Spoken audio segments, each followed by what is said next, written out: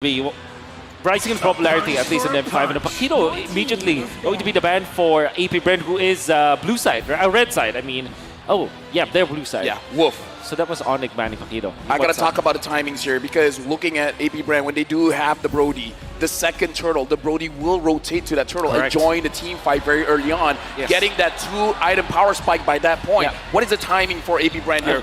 What kind of pressure do they want to put on Onic? You nailed it right in the head. It's the second turtle. And one thing that you'll notice about like Matilda Brody is that the Brody is much faster when it comes to farming because of that guiding wind. You're going to see like a cross-map play, like maximum range guiding winds at a min-max. And for sure that will be the timing. Second turtle go in and they're going to be just completely ravaging through instead of Onic. That's why Onic went for the Tigreal, because they want to look for a stopper for this kind of aggression coming out from AP Bren.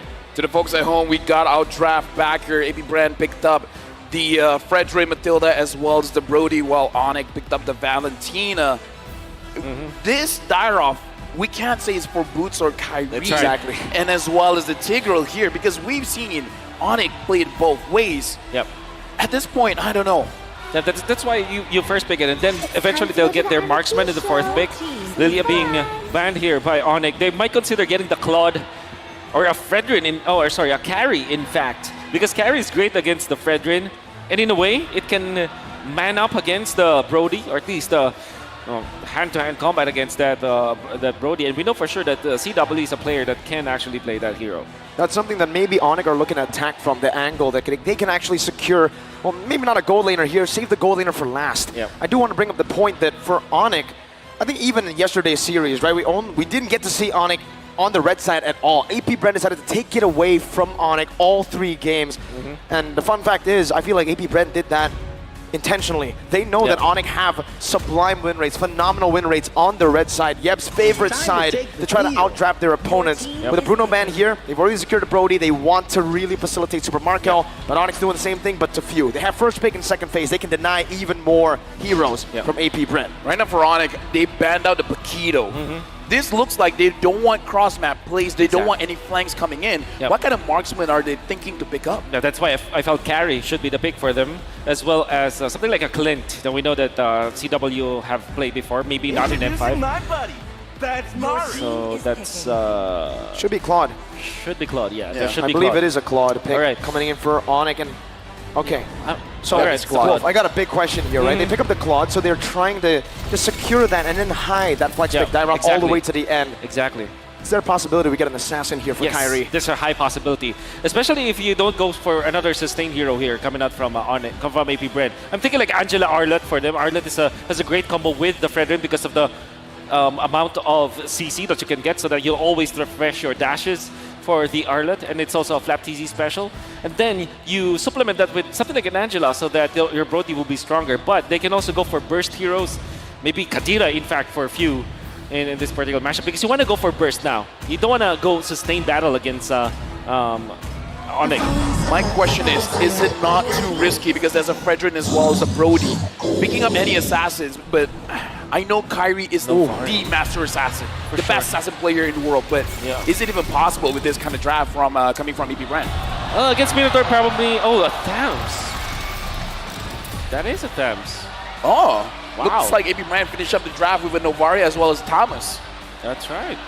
I think you want to park your Dyroth in the XP lane and maybe get something like a backshot, for example. Is it actually still available? Yeah, backshot is still available, and it's actually pretty good for Onic. You can go back to that, or maybe a Martis, in fact. Full aggression in the early game could definitely work, more mobility as well. But if you want best of both worlds, the Assassins will be a solid choice to go for. Dyrop flex into the jungle is what they decide to go for. The Terizla in the XP lane for Mr. Boots. Let me just say, looking at the draft coming in from Onic, very strong when it comes to the team fight. But here's the thing, they can play a 4v5. That Claude can go to the side lanes. So that'll be all about damage for Onic, but late game damage. I would say though, there is a massive combo between like all the physical damage leaders here coming out from Onic. They have sustain from the Terizla, so that will be the guy to be in the front lines, and then the Tigreal to follow it up. Then you have the combo, Dyroth plus the Claude, right? For the additional penetration, that will be your damage source for the side of Onic. Now going into this game, A reminder, this is going to be the start of the best of 7. Both teams, this is going to be a test of their stamina, of their mental. How are they going to survive this onslaught? And moreover, AP Bren, can they overcome what happened yesterday? We'll witness, can they do it in the Land of Dawn? Let's see if they can, man. The Tyroth into the Thamuz lane. Thamuz perhaps with vengeance, and then it gets real hard to go in all in. What the Tyroth loves to do, and what both teams loves to do, is that early game pressure. We're fighting head on, guns blazing into the early game. Lavelle Wolf, sounds like we're in it already. Yep, we are in the game, but for now, we are gonna make sure all things are. Let's try to cast the game while listening to it. I can listen to for them trying to take the purple buff right they're now. taking the purple buff. Yep, 100%. That's a purple. And the Novaria is helping out. Helped out. He's now in the mid lane trying to clear the wave. Exactly. And I kind of feel like both EXP laners are freezing-ish the lane. They're looking at each other and just trying to poke each other out. In fact, they freeze it so much, I think there's a pause. Oh, we're in the game! We're in! Let me hear AP Bren! And with that, let's jump into the game! We're in, all right. Onic versus AP Bren in the early stage. Already 1 minute has elapsed. And what does it look like so far? Maybe we can take it slow with the emblems first here, Wolf. Yeah. We haven't seen them actually right now. Yep. We're going to be looking towards that later on. I'm actually surprised that Brave Smite is Kyle Tzi's choice, because I think that in the Philippines, we're kind of a region that likes the Quantum Charge actually on that particular hero. And Flap Tz going in for Impure Rage. Now, one thing that we do know about the Brody is it's a great laner. Like 1v1 almost wins almost all of the matchups. And right now looking at Kyrie already setting up for the Turtle. Keyboy absorbing quite a lot of damage coming in from Few as well as Ogwen. Not going to be having priority going into the Turtle fight. Kyrie's holding it, resets it. Sans and Boots rotating over. Both teams looking to go and contest for the first turtle of the game. Flap Tz already regaining that prio in the bottom side of the map.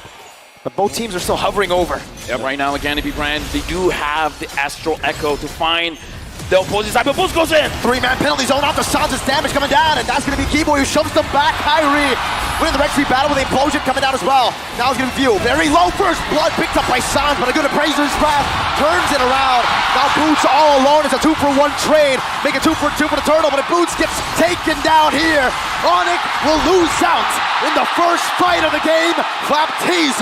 Congratulations, Onic got the Turtle, but they have to pay with 3 members. It's not even worth it, Wolf. Not at all. At the first turtle fight, you don't want to get that turtle in exchange for 3 heroes.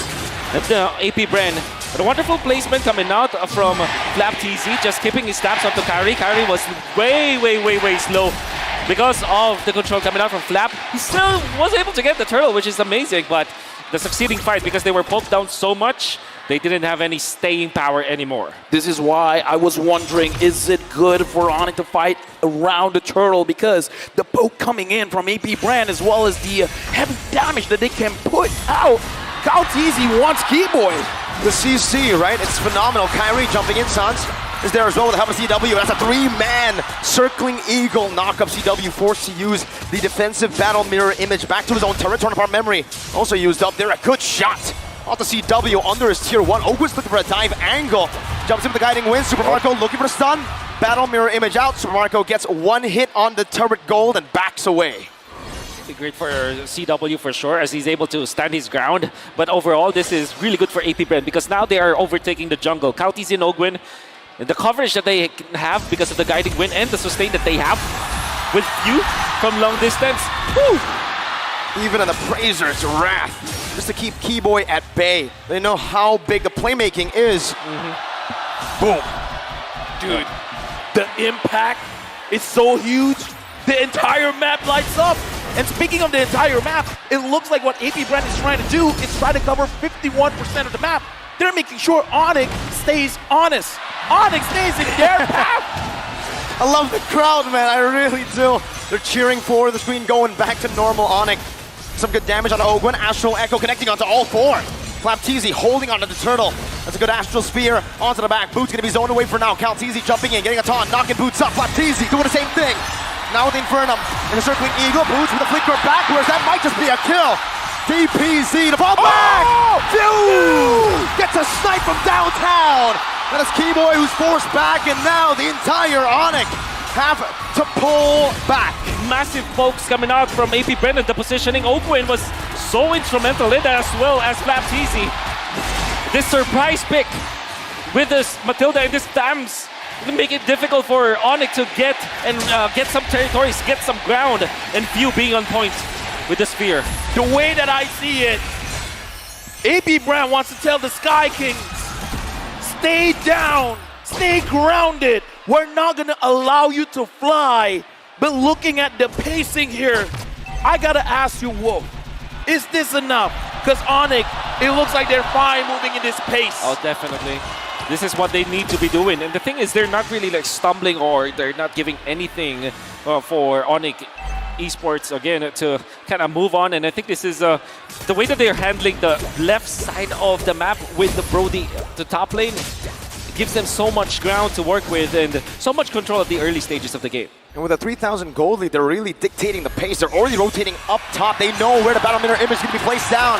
GW, no turret there, but he backs up to the battle mirror image. And now Onic are looking for a counter-attack, but it is going to be fumbled instantly. AP Bren spot them, and they know exactly what they were planning. Right now, I gotta ask Wolf, what is Onic able to lose out? In terms of trading, they're losing turrets. How many turrets can they afford to lose? Well, they do have good late game. I think they're going to be happy just keeping all of their outer turrets before the first Lord. Again, that's already a good sign for Onic. Because right now, I mean, if the first Lord goes in favor of AP Bren and they don't have their turrets anymore, that's going to be a very bad problem. But I think, just to answer your question, that's the most that they can have. All right, looking like Onic, they got to keep that in mind.